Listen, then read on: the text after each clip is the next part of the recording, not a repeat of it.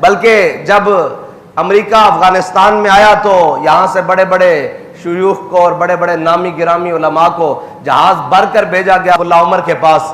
جب وہ پہنچے تو انہوں نے کہا بھائی تم تو جناب پتھر کے زمانے میں چلے جاؤ گے, حالات کا تقاضا یہ ہے, وقت کا تقاضا یہ ہے کہ رخصت اختیار کر لی جائے. اب وقت کا تقاضا یہ ہے کہ اس بات کو چھوڑ دیا جائے, جن جنگی قیدیوں کو ان کے حوالے کر دیا جائے.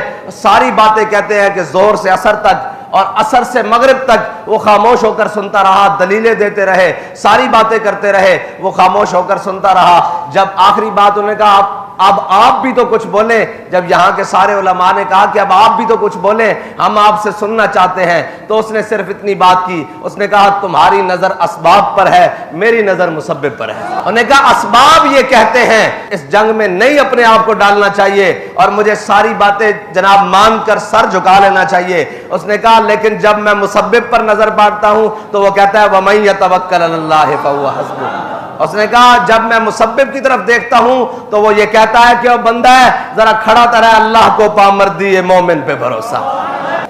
اور یہ مسلمان کا ہمیشہ وتیرہ رہا ہے, اور مومن کی بات ہی یہ ہے کہ اس کا توکل صرف اللہ پر ہوتا ہے.